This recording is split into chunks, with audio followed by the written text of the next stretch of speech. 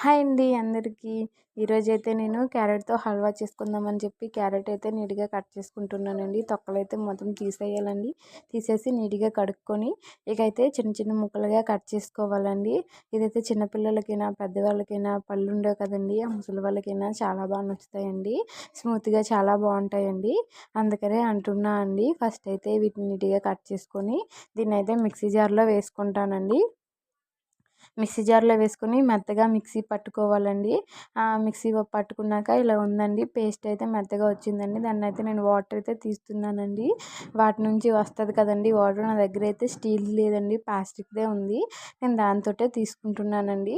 ఇక నీట్‌గా తీసుకున్నానండి. ఇక దాని వేస్ట్ ఉంటుంది కదండీ క్యారెట్‌ది, అదైతే మనం పారేయవలసిన అవసరం లేదండి. దాన్నైతే మనం మొహం పేస్ట్‌లా పెట్టుకోవచ్చండి. పేస్ట్‌లా పెట్టుకుంటే బావుంటుంది. ఇంకైతే నేను తీసుకున్నానండి. అది పక్కన పెట్టేసుకుంటున్నానండి. పక్కన పెట్టేసుకొని కార్న్‌ఫ్లవర్ అయితే తీసుకుంటున్నానండి.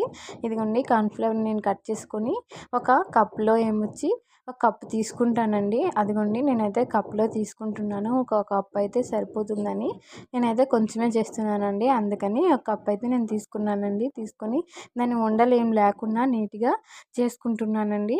కలుపుకుంటున్నానండి. నీట్‌గా కలుపుకుంటే ఉండలేమి ఉండవు కదండీ! అందుకనే అండి. ఇకైతే ప్యాన్ పెట్టేస్తున్నానండి.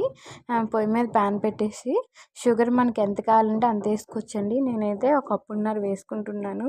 మీరు ఎంత తినగలిగితే అంత వేసుకోండి. కప్పున్నర షుగర్‌కి ఒక కప్పు వాటర్ వేసుకుంటున్నానండి. సరిపోతుంది కప్పు వాటరు. అందుకని నేనైతే కప్పు వాటర్ వేసుకుంటున్నానండి. అదైతే నీట్‌గా పంచదార నీట్‌గా కలుపుకోవాలండి. అది పాకం వచ్చే వరకు మరుగుతూ ఉండాలండి. పాకం వచ్చేలా మరగాలి. చూడండి ఇలా మరిగాక అది కొంచెం తీగలా అనిపిస్తే చాలండి.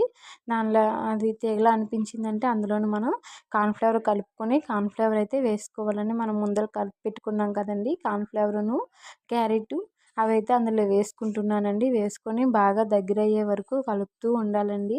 లేకుంటే అడుగు పట్టేస్తుందండి. అందుకని అలా కలుపుతూనే ఉండాలండి. కలుపుతూనే ఉంటున్నాను నేను. సిమ్‌లో పెట్టేసానండి. సిమ్‌లో పెట్టేసి బాగా కలుపుతున్నానండి. ఇకైతే దగ్గరికి వచ్చేసిందండి చూడండి. చాలా బాగా వచ్చింది కదండీ! ఇకైతే అందులో కొంచెం కొంచెం నెయ్యి కూడా వేసుకొని కలుపుకుంటానండి. ఫస్ట్ అయితే నెయ్యి తీసుకుంటున్నాను. కొంచెం కొంచెం నెయ్యి వేసుకుంటూ అలా కలుపుకుంటున్నానండి. ఆ నెయ్యి వేసుకోవడం వల్ల ఏమంటే అడుగైతే పట్టదండి. అందుకని ఫస్ట్ అయితే నీట్‌గా కలుపుకుంటున్నానండి. ఇంకా కలుపుకోవాలి. నెయ్యి కూడా పడుతుందండి. ఎక్కువే పడుతుంది. మీకు ఎంత మీ దగ్గర నెయ్యి ఉంటే ఆ క్వాంటిటీ బట్టి మీరు తీసుకోవచ్చండి. నేనైతే నెయ్యి అయితే వేసుకొని అలా కలుపుకుంటూనే ఉంటున్నాను.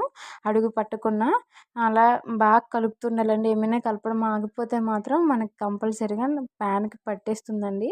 ఇకైతే అయిపోయిందండి.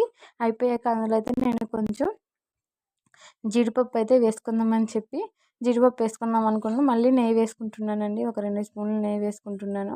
నెయ్యి వేసుకొని ఇంకైతే బాగా కలిపేసుకుంటున్నానండి. చాలా బాగా కలపాలి.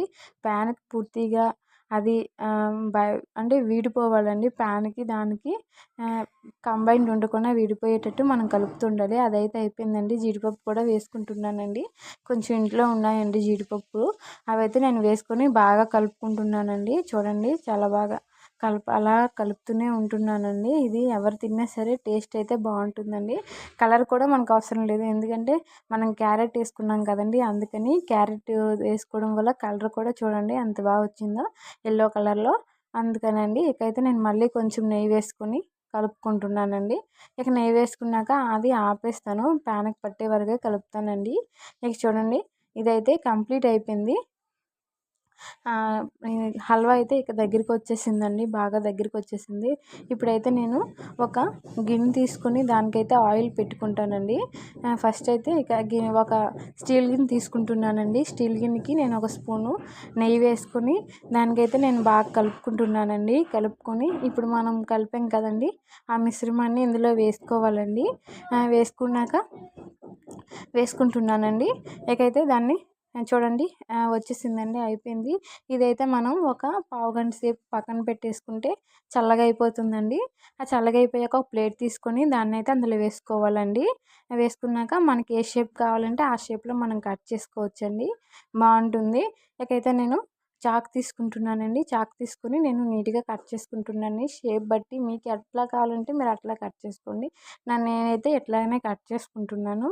ఇవైతే కట్ అయిపోతున్నాయండి. ఇకైతే ఇవి చాలా స్మూత్‌గా చాలా చాలా చాలా బాగుంటాయండి. మీరు ఒకసారి ఇంట్లో ట్రై చేయండి. చాలా బాగుంటాయి. చాలా సింపుల్ కూడానండి. అంతే అండి నా వీడియో కానీ మీకు నచ్చుంటే ప్లీజ్ అండి షేర్ చేయండి, సబ్స్క్రైబ్ చేయండి, లైక్ చేయండి.